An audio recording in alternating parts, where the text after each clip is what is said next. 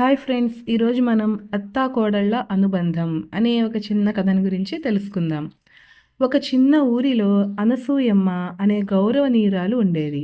ఆమెకు ఒకే కుమారుడు ఉండేవాడు. అతని పేరు రామ్.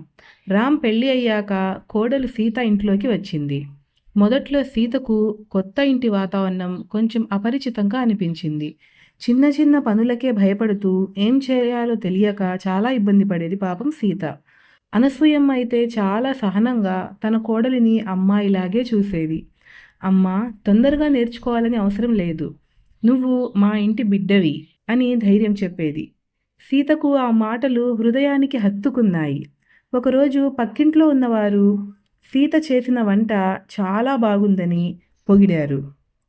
అప్పుడు అత్తగారు గర్వంగా, ఇక నుంచి మా ఇంటి రుచులన్నీ సీతదే అని చెప్పింది.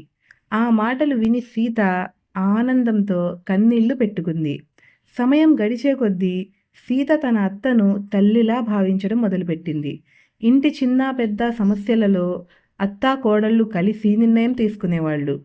పండుగలప్పుడు ఇద్దరు కలిసి వంట చేయడం, అలంకరించడం, పొరుగువారింటికి సహాయం చేయడం ఊరంతా కూడా చూసి ఆశ్చర్యపోయేవారు.